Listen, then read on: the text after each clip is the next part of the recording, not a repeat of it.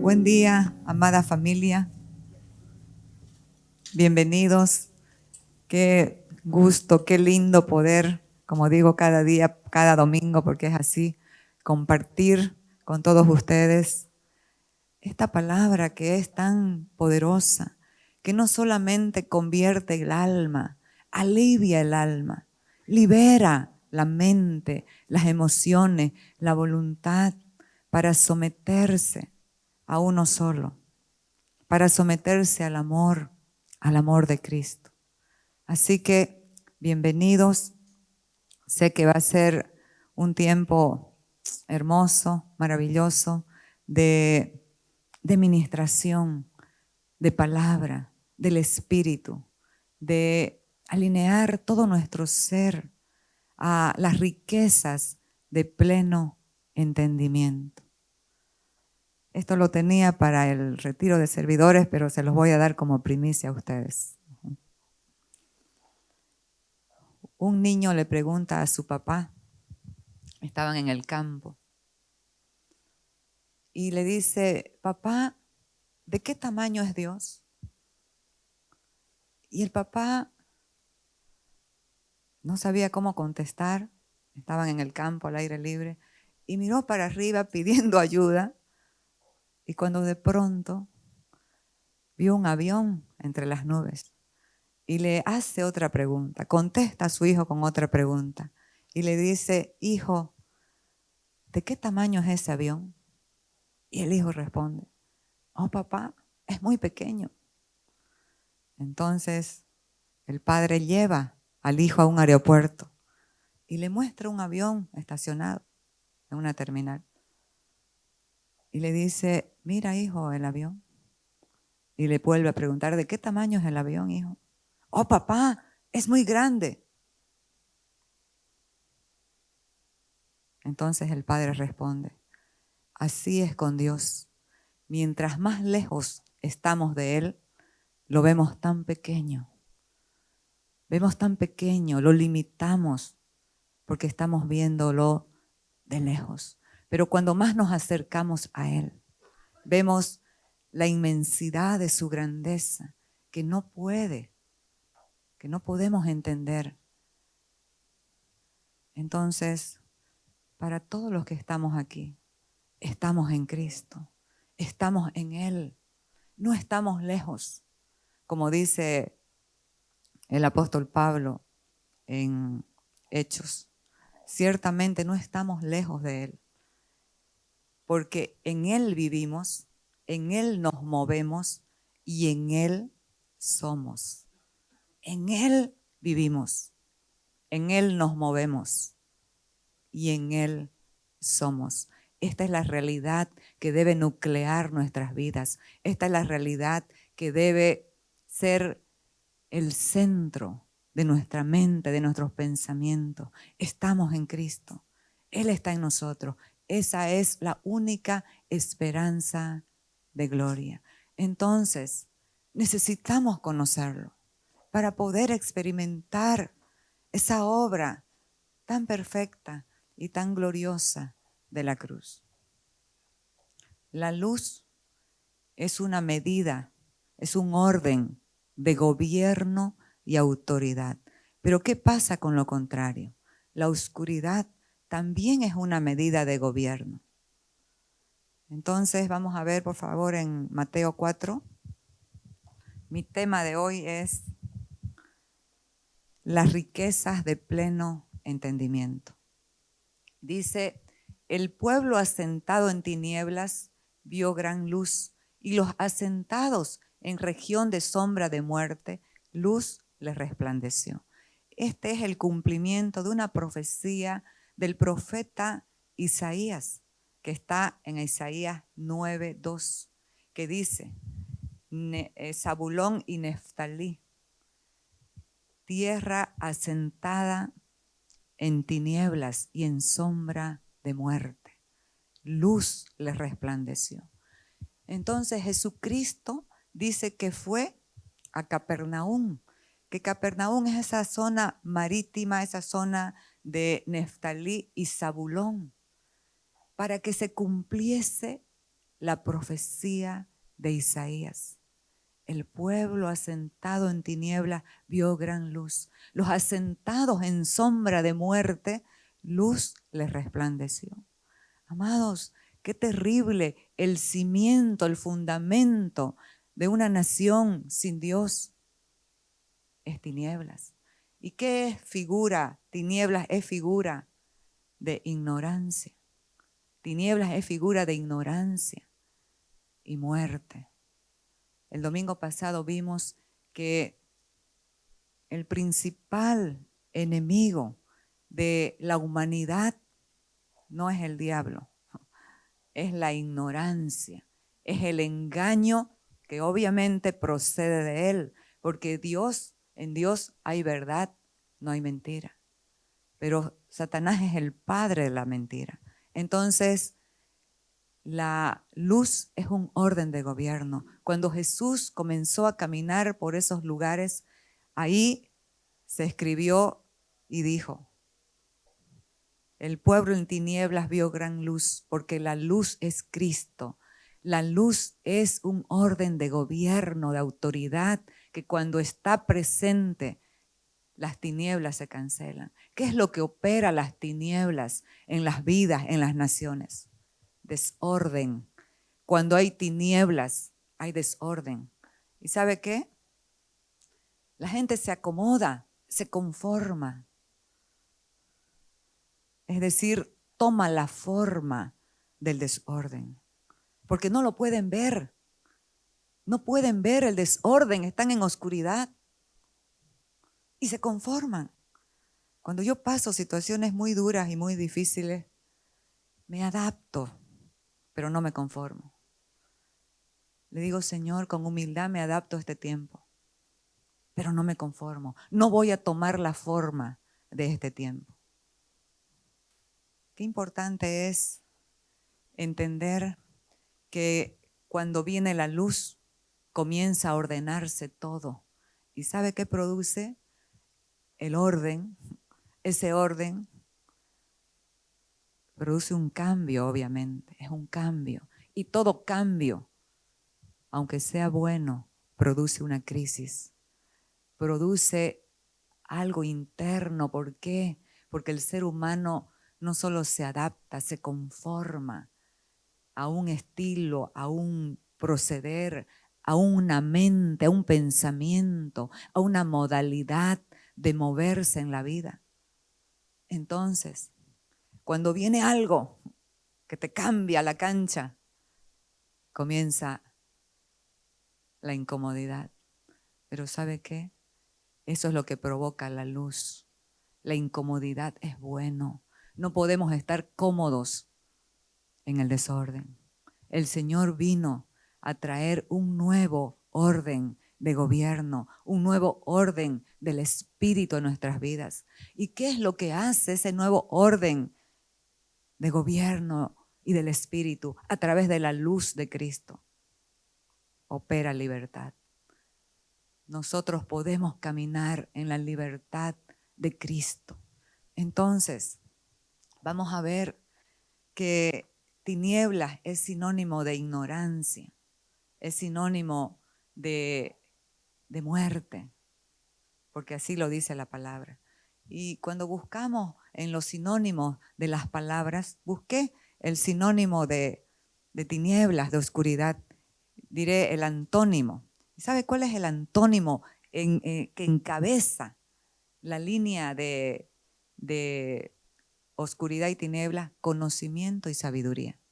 Conocimiento y sabiduría. Y me alegré tantísimo porque estamos hablando del conocimiento. Estamos hablando de conocer a Cristo, no una religión que te impone cargas, que te pone pesos.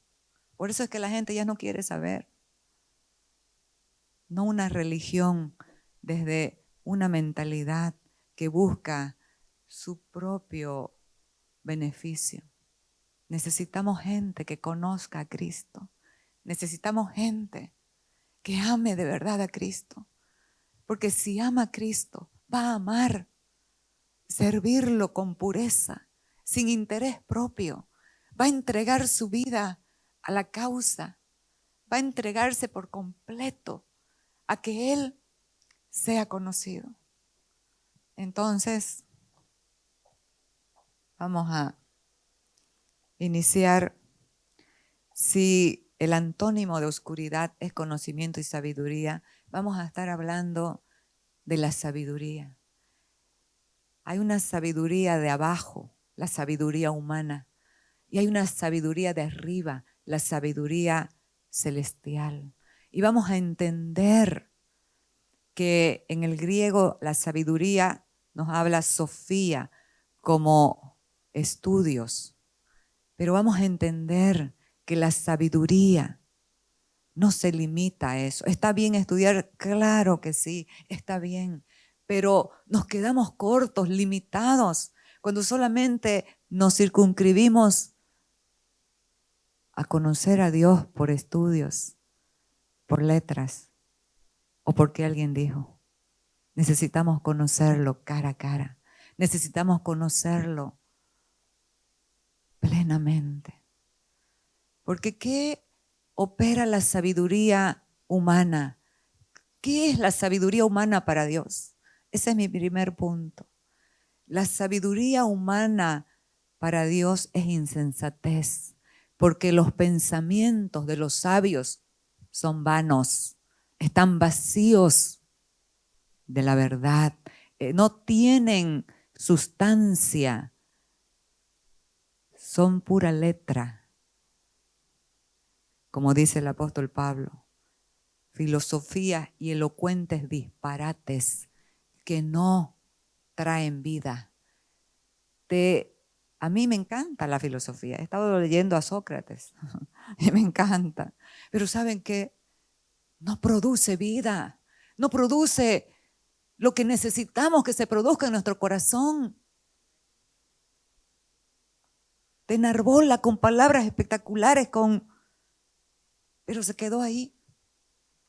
Puede salir bien gordo de palabras elocuentes, palabras rebuscadas que la gente ni entiende.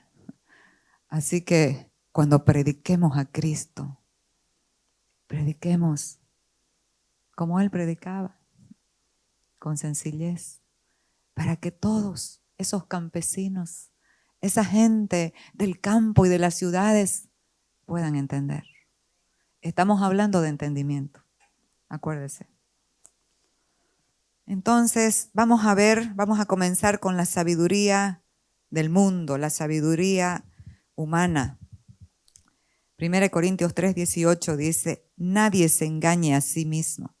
Si alguno entre vosotros se cree sabio en este siglo, la palabra en el hebreo en el griego es aion, que significa mundo. Hágase ignorante.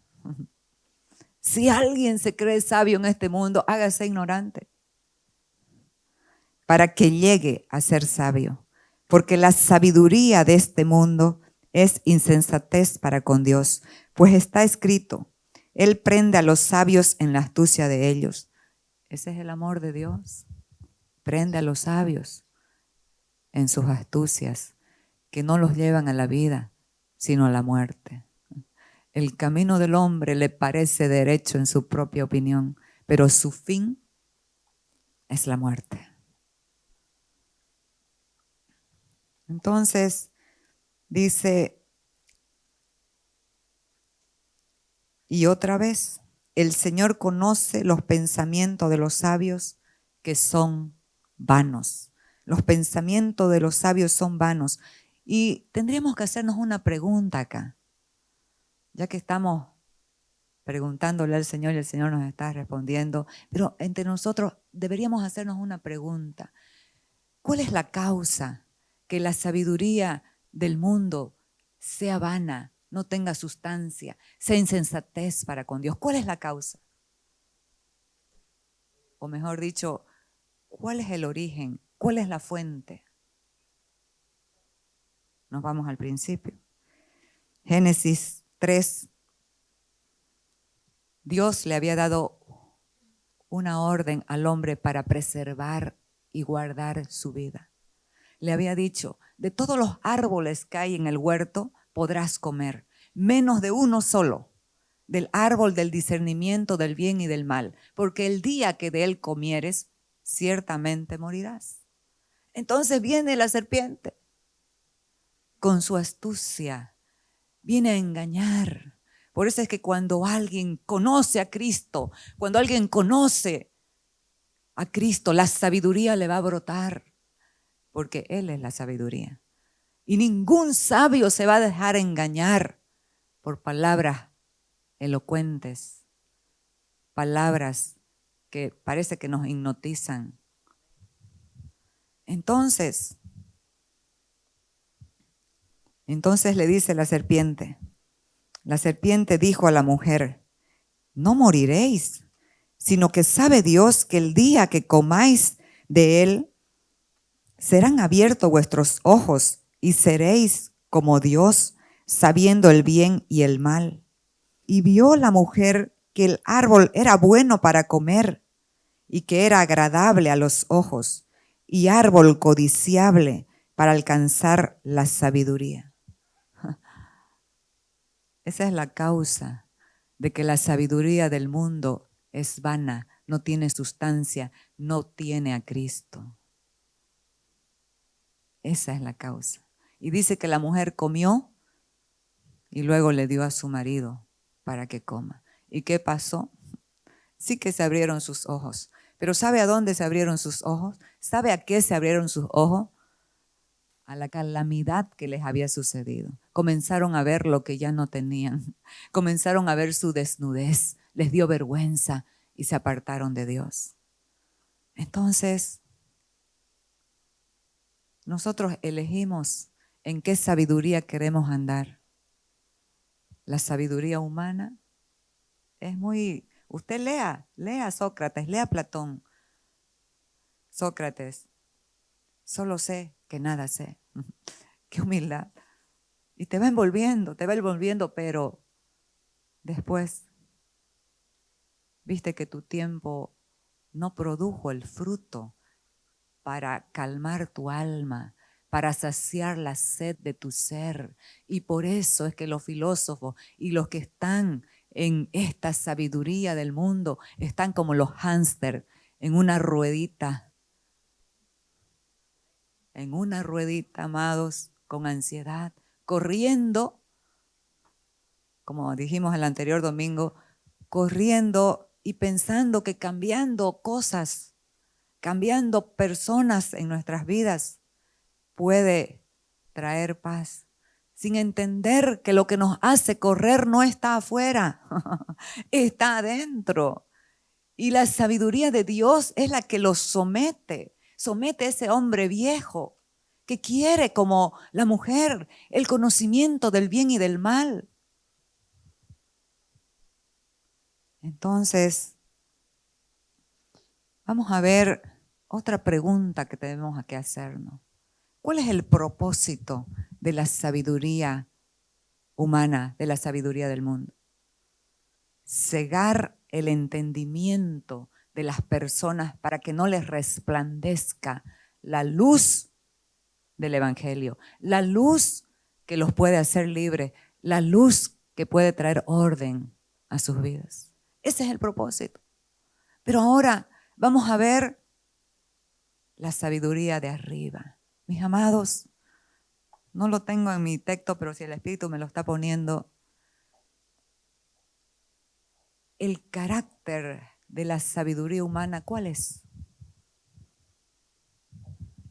Si alguno entendido y sabio entre vosotros, muestre su carácter con mansedumbre, con sabiduría. Pero si tenéis celos amargos y contención en vuestro corazón, esa no es la sabiduría que proviene de arriba. Esa es la sabiduría animal, terrenal y diabólica.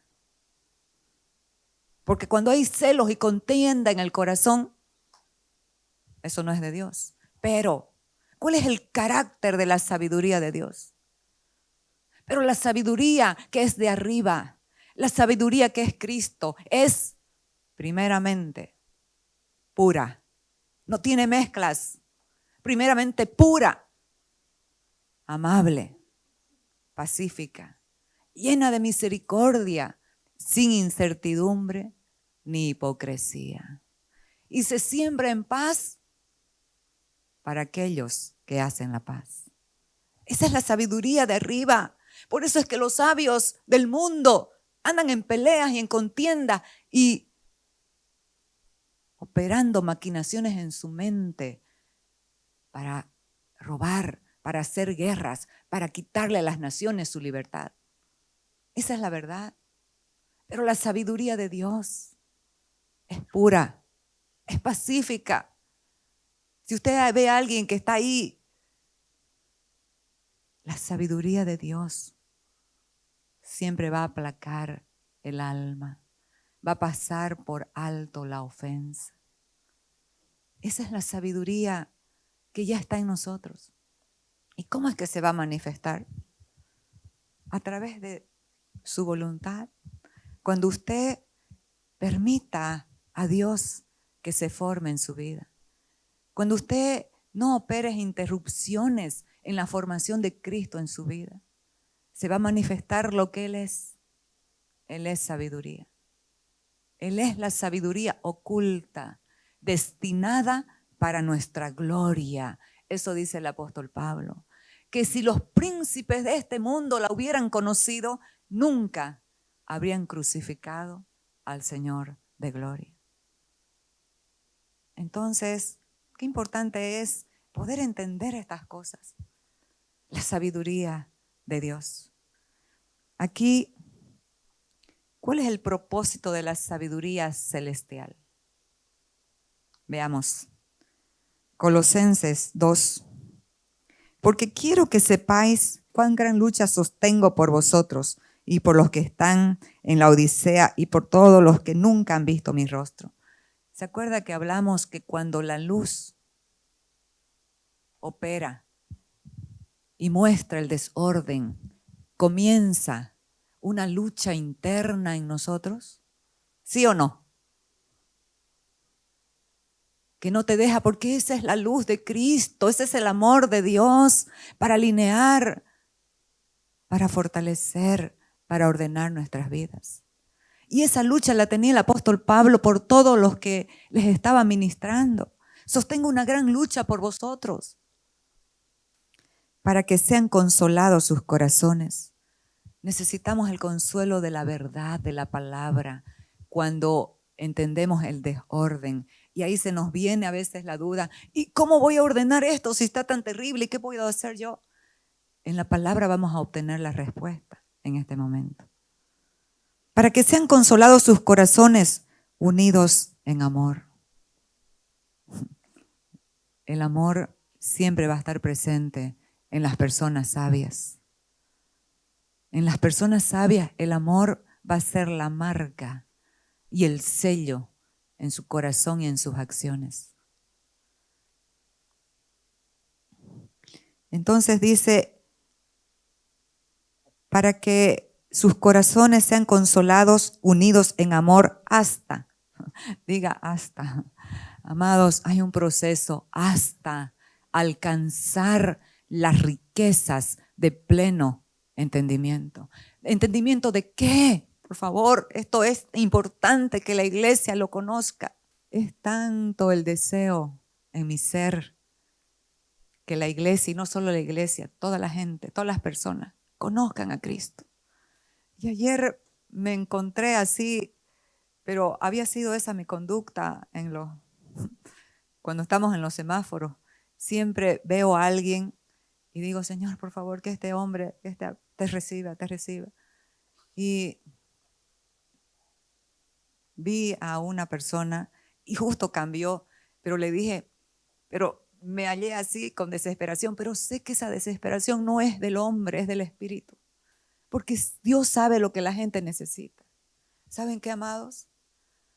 Las personas pueden poseer todo, tierras, bienes materiales, todo.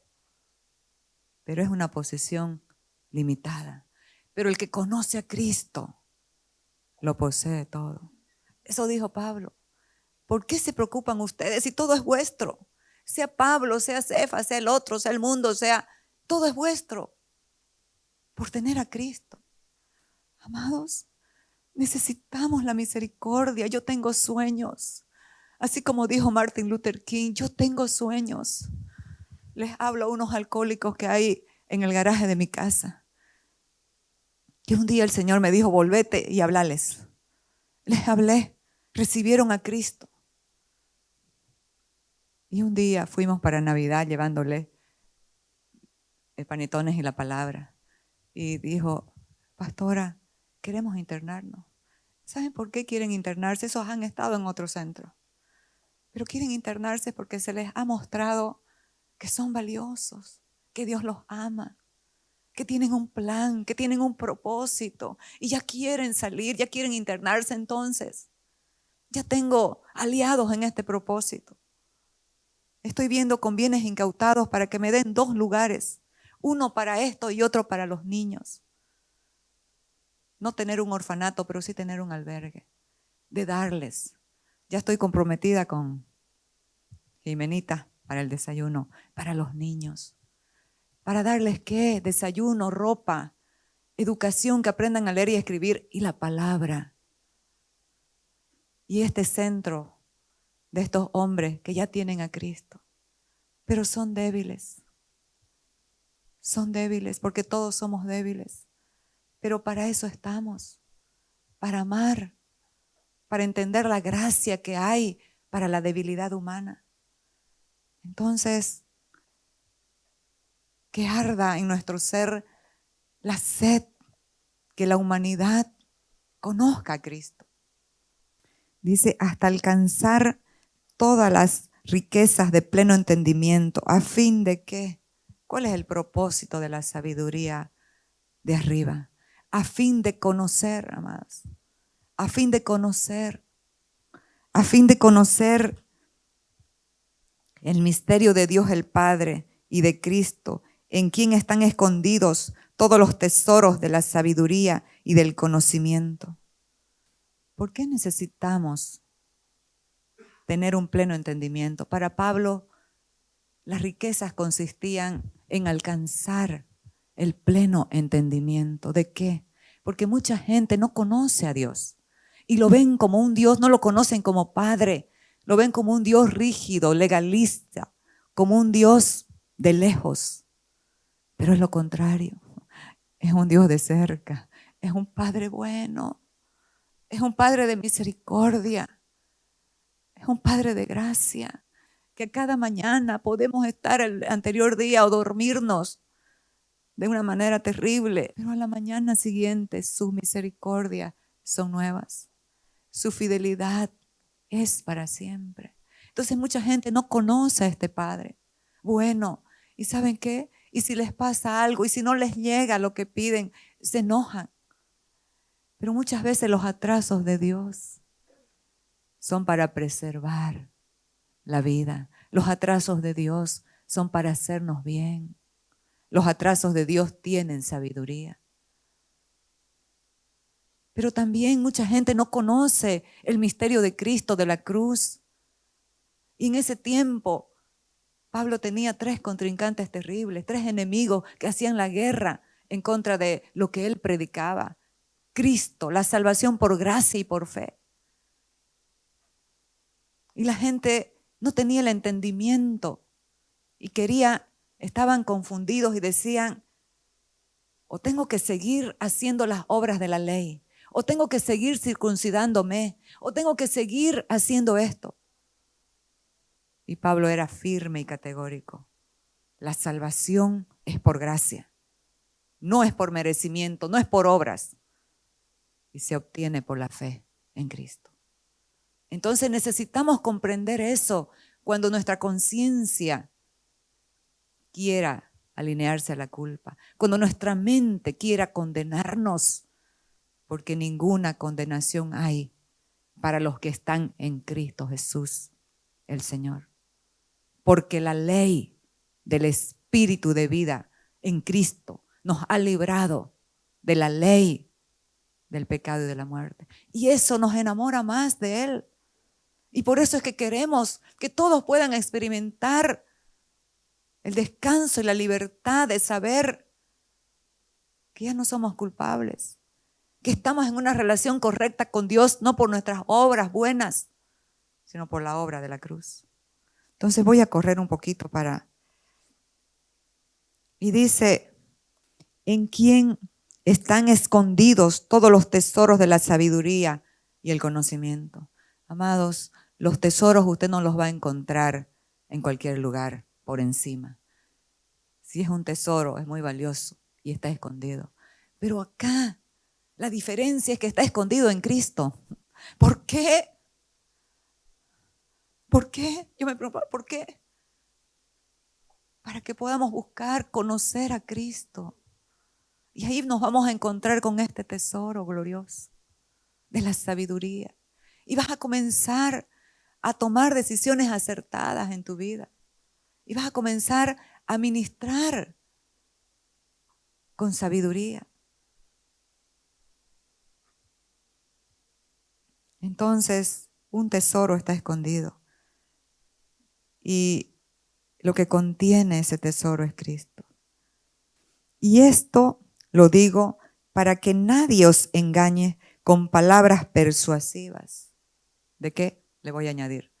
De humana sabiduría. Con palabras persuasivas. Amados, aquí los predicadores no necesitamos persuadir a nadie de nada.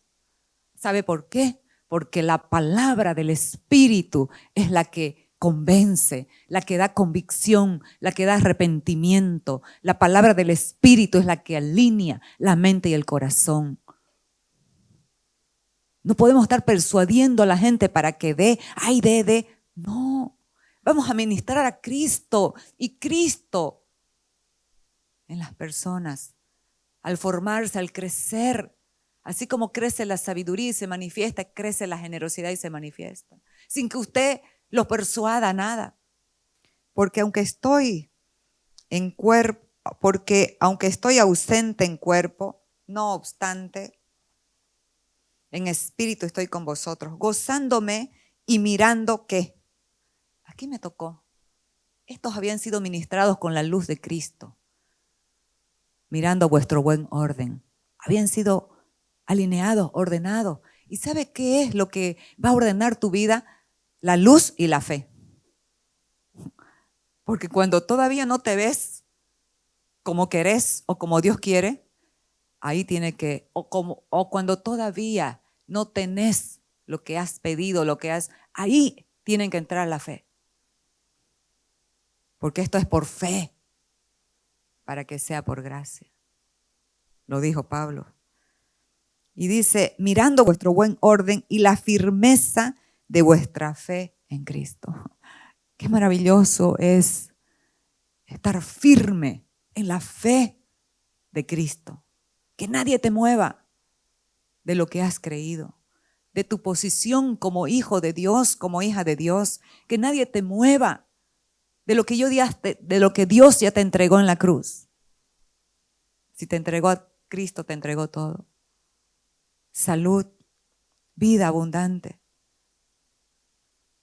sanidad integral, como oraba Andrea el otro día, en las relaciones, en el cuerpo, en la familia, en las naciones, en la economía. Entonces, aquí para Pablo las verdaderas riquezas era el pleno entendimiento de conocer a Dios.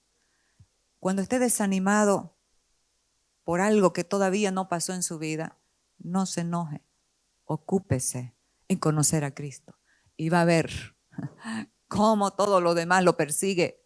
Oiga, las bendiciones a los hijos de Dios lo persiguen, no las buscamos. Antiguamente nos enseñaban que había que perseguir. Ahora, alguna vez lo dije y lo repito hoy, el amor y las riquezas son como las mariposas. Cuando más los persigues, más se alejan. Pero cuando te paras, sabiendo tu posición, sabiendo en quién está tu confianza, sabiendo en quién has creído, se posan en ti. serás perseguido, y lo declaro en este año de restitución, serás perseguido por todo aquello que antes estabas tras de él. Nos vamos al tercer punto. La sabiduría y el conocimiento de Dios nos mantendrá fieles a su propósito. ¿Cuál es el propósito de Dios? Reconciliar al mundo con Cristo. ¿Pero de qué manera lo hacemos? Ahí está el detalle. Ahí está el detalle. ¿De qué manera reconciliamos al mundo con Cristo? ¿Tengo que estudiar mucho? ¿Tengo que tener muchas palabras así para impactar a la gente? No. Necesito conocer a Cristo. Necesito conocer al Señor para que Él se manifieste. Entonces, esta palabra me la estuvo redundando el Señor hasta que por fin ya dije, ya Señor, ya está bien, la voy a incluir. Jeremías 15, 19. Jeremías se estaba quejando. Estaba diciéndole 1000 cosas al Señor. Y la palabra del Señor contundente. Por tanto, así dijo Jehová, si te convirtieres, yo te restauraré. Y delante de mí estarás. Amados, cuando alguien se queja de todo, no se convirtió todavía. Necesitamos, ¿qué es convertirse? Darse la vuelta. Convertirse es volverse a Dios. Y cuando estás en Dios, pase lo que pase, le vas a agradecer. Porque ¿sabe qué? A los que aman a Dios, todas las cosas les ayudan a bien. Esto es, a los que conforme a su propósito son llamados. Si te convirtieres, yo te restauraré y delante de mí estarás. Y si te sacares lo precioso de lo vil, serás como mi boca. Conviértanse ellos a ti y tú no te conviertas a ellos. Porque le daban duro a Jeremías, pero él les estaba volviendo como ellos, enojado con ellos, quejándose, renegando. ¿Y qué es sacar?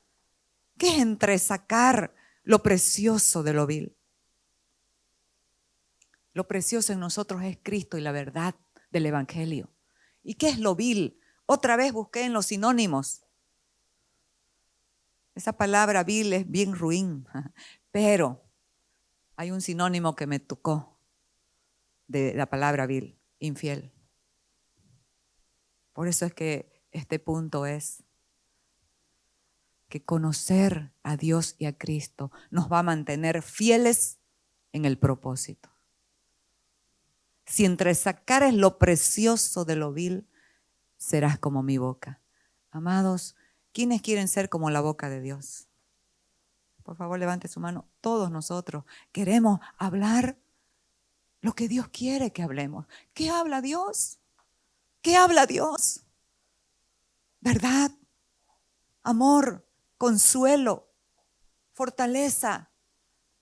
La palabra de Dios que nos habla, nos edifica, nos exhorta cuando es debido también.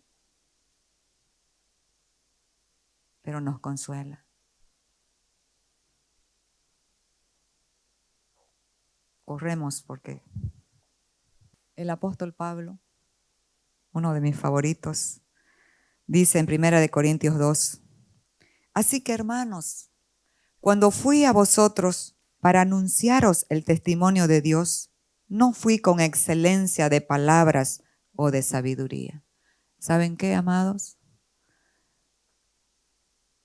Los predicadores somos tentados a dar a la gente lo que quieren oír. Pero tenemos que ser fieles al propósito de Dios para dar lo que Dios les quiere decir. Este Pablo estaba siendo tentado. ¿Sabe por qué? Porque les estaba hablando a los griegos. Y dice que los judíos buscan señales y los griegos sabiduría. ¿Qué querían los corintios? Oír sabiduría. Estaban acostumbrados a oír de Platón, de Sócrates, porque estos vivieron antes de Cristo, 399 años antes de Cristo vivió Sócrates. Fíjese lo que dice Así que, hermanos, cuando fui a vosotros para anunciaros el testimonio de Dios, no fui con excelencia de palabras o de sabiduría. ¿Qué sabiduría? Ellos querían la sabiduría de la letra, del hombre, a lo que estaban acostumbrados. Pero este les cambió la cancha. Estos son los fieles. Estos son los fieles que no hablan frases que escuchan de otros. Estos son los fieles que hablan la palabra pelada como es y quieren el respaldo de Dios. Quieren que esa palabra opere en los corazones, que traiga libertad a los cautivos, que dé vista a los ciegos, que sane a los de quebrantado corazón.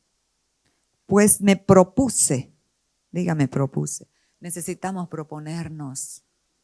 Pues me propuse no saber entre vosotros cosa alguna, sino a Jesucristo y a este crucificado. Y estuve entre vosotros con debilidad y mucho temor y temblor. Y ni mi palabra ni mi predicación fue con palabras persuasivas de humana sabiduría. Porque este hombre sabía cuál era la fuente de esas palabras de sabiduría. El árbol del bien y del mal. ¿Y sabe qué? El árbol del bien y del mal es relativo. Porque el mal para nosotros acá en Latinoamérica puede ser el bien para África u otras naciones, otros continentes. Es relativo. Y en cada situación también nosotros tenemos que, no en lo relativo del bien o del mal, sino en la verdad de Cristo, sino con demostración del Espíritu y de poder. Y esto me encantó.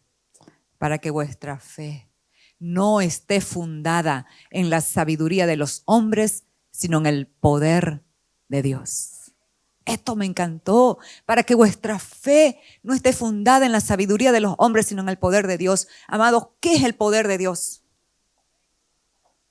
El poder de Dios es la cruz. El poder de Dios es su amor. El poder de Dios es su palabra.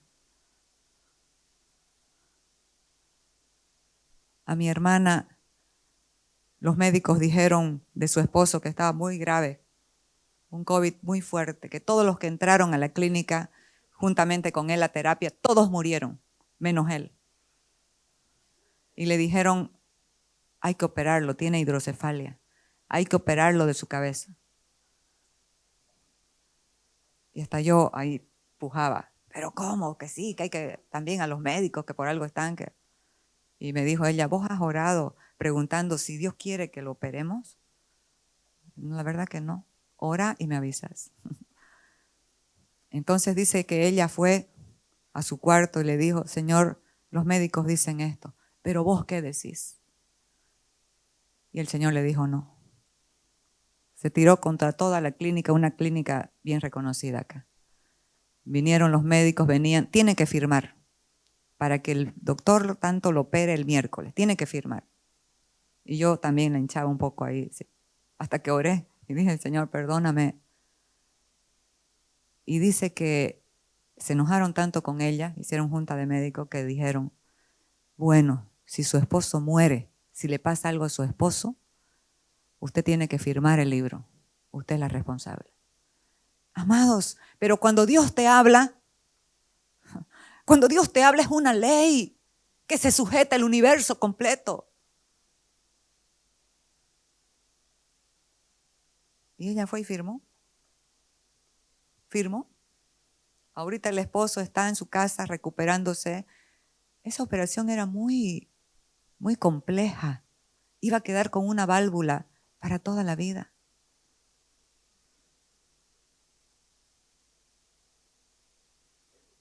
El Señor es poderoso. Un día saliendo del grupo de Tania me dijo, anda a donde Halit y le vas a decir, habla, porque no hablaba, con una parálisis. Habla. Yo, si es tuyo, haceme acuerdo. Fui, me hizo acuerdo, fui. Y le dije, he venido porque Dios me dijo que diga esto, oré. En el nombre de Jesús, habla. No habló ese día. Yo me salí. Pero al otro día habló. Creo que estaba Toyita ahí.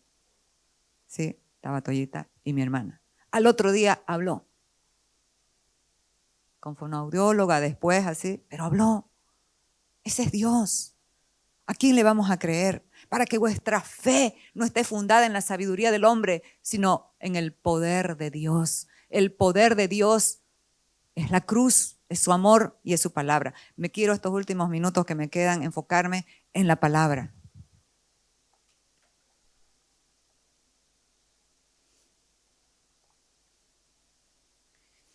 Hebreos 11:3 dice, por la fe entendemos. La fe no es para sentir, amados. La fe no es para que sientas o no sientas. La fe es para que entiendas. La fe es para que entendamos la palabra de Dios, la realidad de Cristo, para que entendamos lo que pasó con nosotros. Es glorioso. La fe es para entender la obra de la cruz, que nos estableció en una victoria contundente, en una victoria que no tiene precedentes. ¿Quién le puede hacer frente a la obra de la cruz? ¿La enfermedad? ¿La economía? ¿La muerte? Nadie. Porque morimos físicamente, pero vivimos eternamente. Y aún muertos físicos resucitan por la fe. Así que por la fe entendemos haber sido constituido el universo por la palabra de Dios, de modo que lo que se ve fue hecho de lo que no se veía. Lo que se ve, lo que vemos, fue hecho por la palabra. ¿Quién es la palabra? ¿Quién es el verbo de Dios? ¿Quién es la palabra de Dios? Es Cristo. Entonces, no solo de pan vivirá el hombre, sino de toda palabra que sale de la boca de Dios. Cuando usted habla, habla Dios. Por eso es que Cristo se tiene que formar en nosotros para que lo que hablemos no sea queja. El que se queja se queda. Eso decía antes. Ahora hay gracia. El que se queja se queda. Pero es que es verdad. Si nos quejamos, vamos a estar en un círculo vicioso, patinando en el alma. Necesitamos salir, dar un salto y decir jamás, ya no más. Me sacudo y me voy a establecer en la verdad, en la palabra que es la verdad. Pedro había trabajado toda la noche tratando de pescar algo. Eran campesinos, pescadores, pobres. Y Jesús a la mañana, mientras lavaban sus redes, utilizó una de sus barcas para hablar el evangelio, las buenas noticias. Y cuando terminó, le dijo a Pedro, Pedro, boga mar adentro. Y Pedro, Señor, toda la noche hemos trabajado y no hemos pescado nada, pero en tu palabra, diga, pero en tu palabra echaré la red. ¿Y sabe qué pasó? Esa red se rompía de la cantidad de peces. ¿Por qué? Porque dijo Dios. Ahí necesitamos concentrarnos. ¿Qué es lo que dice el hombre y qué es lo que dice Dios? Porque dijo Dios. El centurión estaba con su empleado gravemente enfermo, paralítico. Y Jesús le dijo, voy a ir y lo voy a sanar. Y él le dijo, no, Señor, no soy digno que entre bajo mi techo, pero solamente di la palabra. Solo di la palabra y mi criado sanará. Porque él entendía que la palabra tiene autoridad. Porque la autoridad de la palabra es quien la da. Y la palabra es Cristo, la palabra es Dios. Solo di la palabra. Pero también hay veces que nos concentramos en la sabiduría humana, en el expertise humano. Pablo estaba yendo preso a Roma y el tiempo era terrible y lograron estacionar ¿cómo se dice, Joaquín? Amarrar, encallar el barco en un puerto, buenos puertos. Y dice que Pablo les decía, varones, hermanos, no zarpemos de aquí, es mejor quedarnos. Pero habían agravantes, hacía ya mucho tiempo que habían partido. Estaban en un puerto incómodo. Y lo tercero era el expertise del piloto de la nave. Y Pablo, no hermanos, no partamos. Veo que va a ser la nave con pérdida, no solo de las cosas, sino de las vidas. Pero dice la Biblia que dando el centurión, el que lo llevaba preso, más crédito al piloto del barco que a Pablo, decidieron zarpar. ¿Por qué? Porque todavía se añadió una señal de un viento del sur que les era favorable. Pero no importan las señales cuando Dios dice. Eso es conocer a Cristo. ¿Y sabe qué dice? Que partieron. Pero no mucho tiempo después dio contra la nave un viento eurocanado llamado Euroclidón.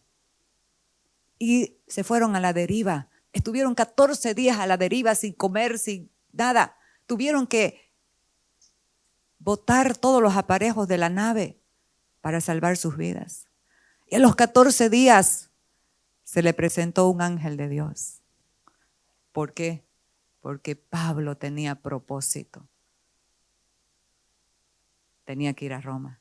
Y le dijo, Pablo se presentó y le dijo, varones, hermanos, cabezones, era bueno haberme oído, pero anoche estuvo conmigo un ángel de Dios, de quien soy y a quien sirvo. Y me ha dicho, Pablo, vas a comparecer en Roma, así que te entrego a todos los que están contigo, no van a perder la vida, solamente la nave. Y así pasó. Todos los desobedientes que no hicieron caso a la palabra de Dios, no perdieron la vida, pero perdieron su barco. Entonces, la palabra de Dios es el poder que sustenta el universo, amados. Y si sustenta las galaxias, las estrellas y todo lo que existe, ¿cómo no te va a sustentar a ti? Por favor, necesitamos confiar. Necesitamos conocer a Dios. Entonces, aquí 2 versiculitos más y termino. Téngame paciencia. Hebreos 1:3. El cual siendo el resplandor de su gloria, está hablando de que Dios ha hablado antes por los padres y los profetas, pero en estos postreros tiempos nos ha hablado por el Hijo. El cual siendo el resplandor de su gloria y la imagen misma de su sustancia, y quien sustenta todas las cosas con la palabra de su poder.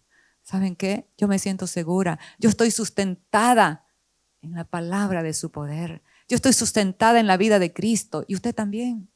Y su familia también, y sus hijos también, y su economía también. Habrán tiempos de desierto, pero son buenos para alinear el corazón, a rendirnos y aprender a depender. Aprender a depender. Aprender a depender de Cristo, de Dios, de la palabra. ¿Qué dice Dios? Cuando yo estoy en una dificultad, le digo, Señor, ¿qué decís vos? Por favor, una palabra. El rey David decía en sus dificultades terribles que tuvo, Señor, acuérdate de la palabra dada a tu siervo, en la cual me has hecho esperar. Ella es mi consuelo en mi aflicción, porque tu dicho me ha vivificado. ¿Qué hace la palabra? Te da vida, te vivifica, te fortalece. No vivimos por lo que comemos, amados. Bueno, también sí, pero vivimos por la palabra. De verdad, vivimos por la palabra de Dios. Quien sustenta todas las cosas con la palabra de su poder, habiendo efectuado la purificación de nuestros pecados por medio de sí mismo, se sentó a la diestra de la majestad en las alturas. Qué glorioso, qué maravilloso. Aquí voy a terminar. Le he aumentado un versículo, pero es importante. 2 versículos más. Primera de Corintios 2 nos habla, hablando de entender.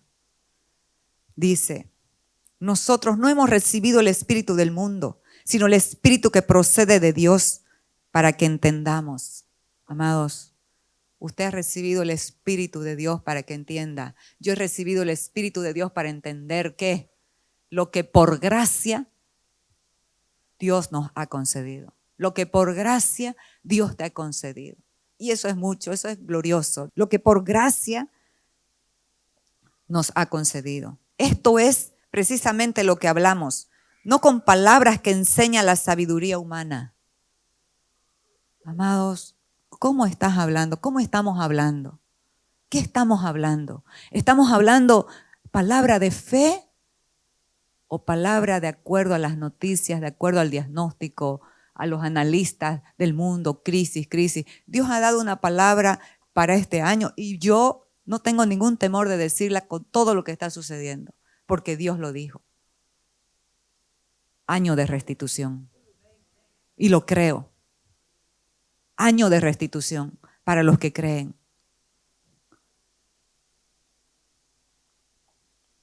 Dice, esto es precisamente lo que hablamos. Esto queremos hablar, lo que Dios nos ha concedido. No con palabras que enseña la sabiduría humana, sino con lo que enseña el Espíritu, explicando lo espiritual en términos espirituales. Entonces, ¿dónde está fundada o anclada nuestra alma cuando vienen las malas noticias? ¿En el expertise humano, en las noticias de los analistas o en la palabra de Dios? Termino con esto. Salmo 32:8. El amor del Padre está determinado a que tú entiendas, cuál es el único camino que debemos transitar, el único camino en el cual debemos correr la carrera de la fe. Te haré entender y te enseñaré. Te haré entender y te enseñaré el camino en que debes andar. Sobre ti fijaré mis ojos. Te haré entender y te enseñaré el camino. El camino es Cristo, amados. El único camino es Cristo. A una vida de victoria, a una vida de abundancia, es Cristo. Si te sales de ese camino, atenete a las consecuencias de una vida de derrota. Dios nos está invitando en esta mañana. De verdad, puedes tomarlo a chiste, puedes tomarlo, no sé, como quieras. Pero Dios y yo estoy determinada a conocer a Cristo y a que el mundo conozca a Cristo, porque sé que la única respuesta a cualquier situación es Cristo.